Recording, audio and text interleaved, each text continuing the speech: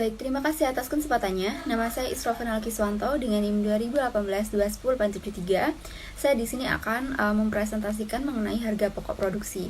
Nah, apa sih yang dimaksud dengan harga pokok produksi?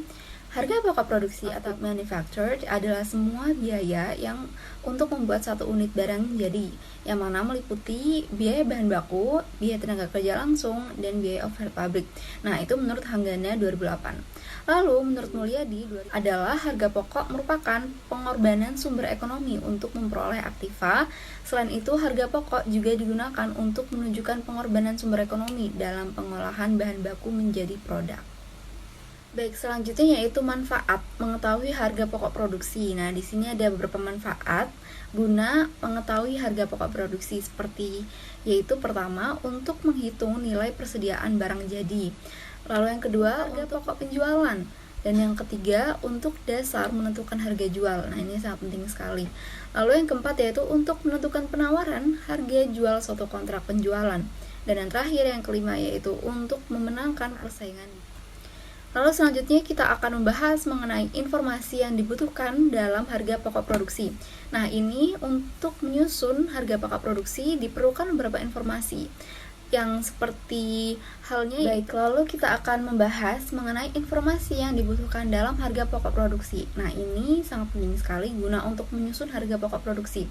Nah, yang perlu diketahui yaitu antara lain seperti pertama, volume produksi masing-masing. Lalu yang kedua, yaitu biaya bahan mentah. Yang ketiga, biaya tenaga kerja langsung. Yang keempat, biaya overhead masing-masing bagian produksi. Yang kelima, satuan kegiatan masing-masing bagian produksi, yaitu angka standar masing-masing bagian produksi dan bagian jasa. Baik, itulah informasi yang dibutuhkan dalam harga pokok produksi. Lalu selanjutnya presentasi akan dilanjutkan oleh rekan saya. Baik, terima kasih atas kesempatannya. Assalamualaikum warahmatullahi wabarakatuh. Nama saya Infanta Fazak Duridanti dengan NIM 2019-210049. Di sini saya akan menjelaskan mengenai anggaran harga pokok penjualan. Nah, sebenarnya apa yang dimaksud dengan laporan harga pokok penjualan? Jadi, laporan harga pokok penjualan adalah sebuah laporan yang berisi tentang rekapitulasi biaya-biaya produksi yang terkandung dalam produk-produk yang telah dijual dalam satu periode tertentu. Nah, apa sih bedanya antara harga pokok penjualan dan harga pokok produksi? Nah, jika di harga pokok produksi yang sebelumnya itu, unit produknya itu sudah diproduksi namun belum dijual. Jadi, pengalinya akan dikali dengan unit produksi. Sementara di harga pokok penjualan, unitnya itu sudah diproduksi dan juga sudah dijual. Jadi, nanti pengalinya adalah unit jual, seperti itu. Beda antara harga pokok produksi yang sebelumnya telah dijelaskan oleh Mas Novan dengan harga pokok penjualan yang akan saya jelaskan. Nah, sebenarnya ada beberapa info yang kita butuhkan untuk menyusun anggaran ini. Yang pertama, kita harus tahu dulu harga pokok produksinya yang sudah dihitung sebelumnya. Kemudian yang kedua adalah persediaan barang jadi awal, dan yang ketiga persediaan barang jadi akhir. Nah, berikut cara menyusun harga pokok penjualannya. Jadi, langkah yang pertama adalah persediaan barang jadi awal kita jumlahkan dengan harga pokok produksi. Hasilnya adalah barang tersedia untuk dijual. Kemudian, barang tersedia untuk dijual ini kita kurangkan dengan persediaan akhir. Hasilnya adalah harga pokok penjualan. Nah, berikut saya sudah berikan contoh secara penuh bentuk dari anggaran harga pokok produksi dan harga pokok penjualan. Jadi kita hitung dulu harga pokok produksinya, sudah ketemu, baru kita jumlahkan dengan persediaan awal, lalu kurangi dengan persediaan akhir, dan jadilah harga pokok penjualan. Oke, baik, kita langsung ke contoh soal. Jadi di sini ada contoh soal, ada beberapa informasi yang harus kita butuhkan seperti yang sudah saya jelaskan sebelumnya. Jadi dari TW1 atau triwulan 1 ke triwulan 4 sudah ada diketahui persediaan awalnya, ada persediaan akhirnya juga di sini di soal, dan juga ada harga pokok produksinya, harga pokok produksi per unit dan harga pokok produksi total. Nah, berikut cara menghitungnya. Nah, ini ada tabelnya, keterangan dan juga TW1 hingga 4. Jadi kita hitung dulu persediaan awalnya. Nah, tadi di soal kan sudah diketahui. Namun saat dimasukkan ke tabel, persediaan awalnya itu rumusnya adalah persediaan awal dikali dengan harga pokok produksi per unit. Seperti itu. Kemudian sudah dikali, kita masukkan harga pokok produksi sesuai yang di soal tadi. Kemudian untuk persediaan akhirnya, caranya sama, yaitu persediaan akhir dikali harga pokok produksi per unit. Nah, jika sudah, kita bisa menghitung harga pokok penjualannya. Caranya, persediaan awal ditambah dengan harga pokok produksi, hasilnya kita kurangkan dengan persediaan akhir. Jadilah harga pokok penjualan. Nah, seperti itu cara menyusun anggaran harga pokok penjualan. Baik, saya rasa cukup presentasi dari saya, akan dilanjutkan oleh rekan saya yang berikutnya. Terima kasih. Terima kasih atas kesempatannya. Nama saya Zilana Tusrofa dengan NIM 2019-210054. Di sini saya akan menjelaskan tentang biaya operasional. Biaya operasional adalah biaya yang sudah pasti harus dikeluarkan oleh sebuah perusahaan dalam melakukan berbagai kegiatan perusahaan, seperti biaya penjualan, biaya administrasi, dan lain sebagainya. Namun, biaya operasional ini tidak termasuk pada pengeluaran yang sudah diperhitungkan untuk suatu harga pokok penjualan dan biaya penyusutan suatu aset. Rumusnya untuk mencari biaya operasional ini adalah biaya operasional sama dengan biaya produksi ditambah pengeluaran operasional. Selanjutnya ada komponen biaya operasional. Di dalam biaya operasional tentu saja ada sebuah komponen-komponen yang menyusunnya. Komponen biaya operasional ini ada dua. Yang pertama ada biaya tetap dan yang kedua ada biaya variabel. Yang pertama adalah biaya tetap. Biaya tetap ini adalah biaya yang dikeluarkan oleh perusahaan yang nominalnya selalu tetap meskipun barang yang diproduksi oleh perusahaan tersebut jumlahnya berbeda, seperti biaya sewa atau gaji pegawai, seperti itu. Karena di saat perusahaan menghasilkan 1000 produk atau 100 produk, biaya yang dikeluarkan untuk sewa dan menggaji karyawan adalah tetap. Yang kedua ada biaya variabel. Biaya variabel ini adalah biaya yang berubah-ubah sesuai dengan produk yang dihasilkan oleh perusahaan tersebut, seperti biaya bahan baku.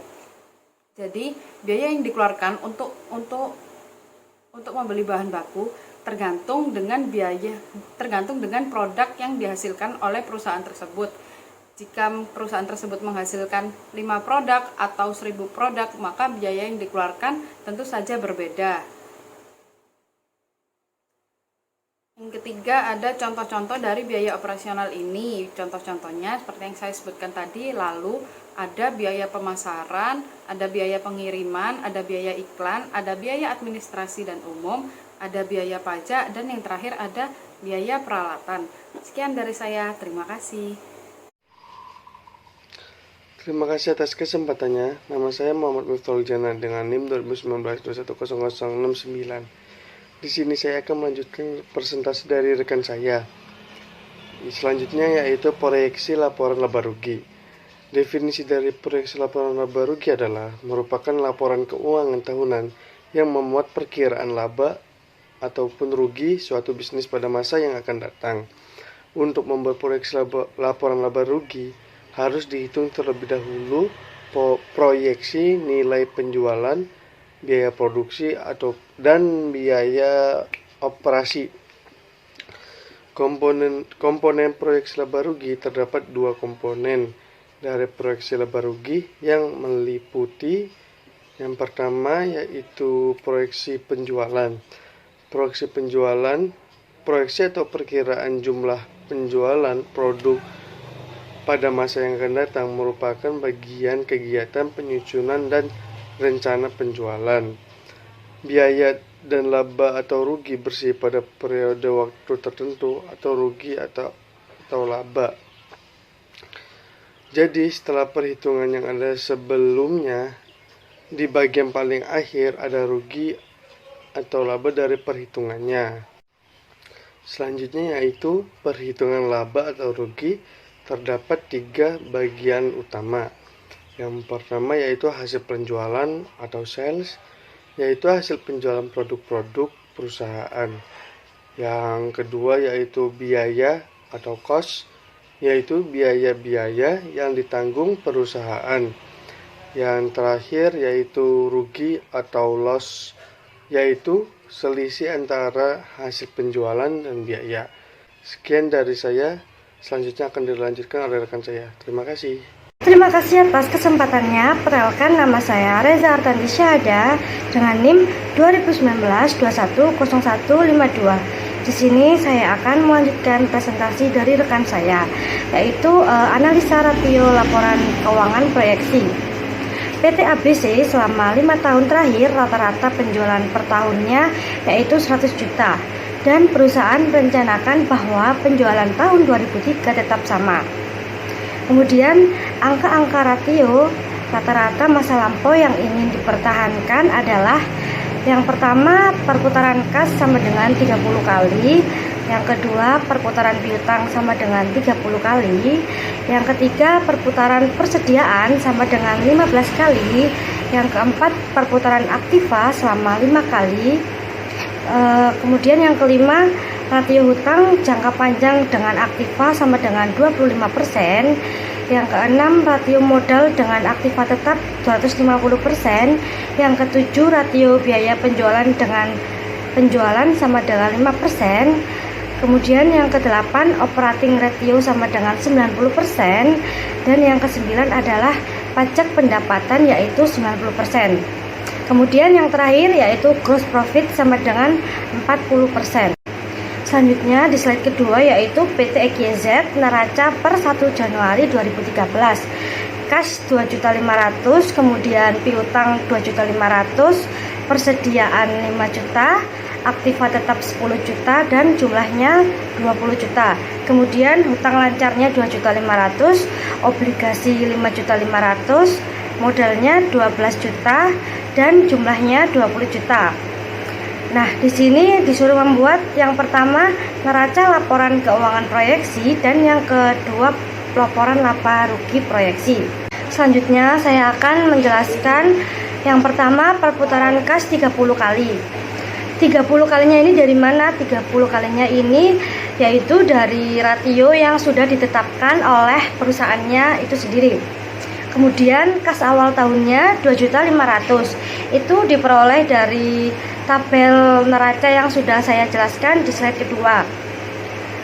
Kemudian kas rata-ratanya sama dengan 1/30 perputaran kas dikali 100 juta. 100 jutanya ini dari rata-rata penjualan yang ada di soal slide 1. Jadi hasilnya sama dengan 3.333.333. Selanjutnya kita mencari kas akhir tahun, yaitu dengan cara 2.500.000 ditambah X per 2 sama dengan 3.333. Jadi kas akhir tahunnya sama dengan 4.166.666. Yang kedua, perputaran piutang 30 kali. Ini gak jauh beda dari yang perputaran kas 30 kali. Piutang awal tahunnya 2.500.000, kemudian piutang rata-ratanya 1/30 dikali 100 juta sama dengan 3.333.333. Di sini juga kita akan mencari piutang akhir tahunnya, yaitu dengan cara 2.500.000 ditambah X per 2 sama dengan 3.333.333. Jadi piutang akhir tahunnya yaitu sama dengan kas akhir tahun 4.166.666. Selanjutnya nomor 3 yaitu perputaran persediaan 15 kali. Persediaan awal tahunnya 5 juta, persediaan rata-ratanya 1/15 dikali 100 juta sama dengan 6.666.666. Dan di sini kita juga mencari persediaan akhir tahun dengan cara 1.500.000 ditambah X per 2 sama dengan 6.666.666. Jadi persediaan akhir tahunnya yaitu 8.333.332. Selanjutnya yang keempat yaitu perputaran aktiva 5 kali. Aktiva awal tahun yaitu 20 juta, kemudian aktiva rata-rata 1/5 dikali 100 juta sama dengan 20 juta. Untuk mencari aktiva akhir tahun ada dua cara. Yang pertama, 20 juta ditambah X per 2 sama dengan 20 juta, atau 40 juta dikurangi 20 juta. Jadi hasilnya aktiva akhir tahunnya yaitu 20 juta. Kemudian aktiva tetap. Untuk mencari aktiva tetap, rumusnya yaitu aktiva akhir tahun dikurangi kas akhir tahun ditambah piutang akhir tahun dan ditambah persediaan akhir tahun. Jadi 20 juta dikurangi 16.666.664. Jadi aktiva tetapnya ini yaitu 3.333.336. Yang kelima, rasio hutang jangka panjang dengan aktiva 25%. Hutang jangka panjangnya ini 1/4. 1/4-nya itu dari mana? 1/4-nya ini dari soalnya rasio hutang jangka panjangnya ini 25%. Jadi 1/4 dari 100 di 20 juta, yaitu 5 juta. Dan yang keenam yaitu rasio modal dengan aktiva 250%. Modalnya sama dengan 2,5. 2,5 ini dari 250 per 100% dikali 3.333.336 sama dengan 8.333.340. Yang ketujuh yaitu rasio biaya penjualan dengan penjualan 5%. Jadi biaya penjualannya sama dengan 5 per 100% dikali 100 juta sama dengan 5 juta. Tentang operating ratio. Operating ratio-nya ini sendiri adalah 90%. Rumusnya yaitu HPP ditambah beban operasi per penjualan. HPP-nya 60 juta dan kita mencari beban operasinya. Kemudian penjualannya yaitu 90% dikali 100 juta. Jadi 90 juta dikurangi 60 juta sama dengan 30 juta. Yang kedua, biaya administrasi umum yaitu 30 juta dikurangi 5 juta, yaitu hasilnya 25 juta. Kemudian pajak pendapatan sama dengan 90% dikali laba bersih. Laba bersihnya tadi yaitu 10 juta. Jadi 90 per 100 dikali 10 juta hasilnya yaitu 9 juta. Kemudian hutang lancarnya yaitu 20 juta dikurangi 5 juta ditambah 8.333.340. Hasilnya yaitu 6.666.660. Kemudian jika sudah dihitung semua, kemudian kita masukkan ke dalam tabel laporan neraca. Laporan neraca ini kan ada dua, ada aktiva dan ada pasiva. Aktiva ini ada kas, ada piutang, persediaan, dan aktiva tetap. Kemudian yang pasiva ini ada hutang lancar, obligasi, dan modal. Kemudian kita hitung, jika hasilnya itu balance berarti benar. Akhir laporan laba rugi proyeksi. Penjualan di yang pertama penjualannya itu 100 juta, kemudian dikurangi HPP 60 juta sama dengan laba kotornya itu 40 juta. Kemudian ada biaya operasi, biaya penjualannya itu 5 juta, kemudian ditambah biaya administrasi umumnya 25 juta sama dengan 30 juta. Kemudian ada laba bersihnya yaitu 10 juta dikurangi pajak pendapatan 90% yaitu 9 juta sama dengan laba setelah pajaknya yaitu 1 juta. Sekian presentasi dari saya, kurang lebihnya saya mohon maaf. Assalamualaikum warahmatullahi wabarakatuh.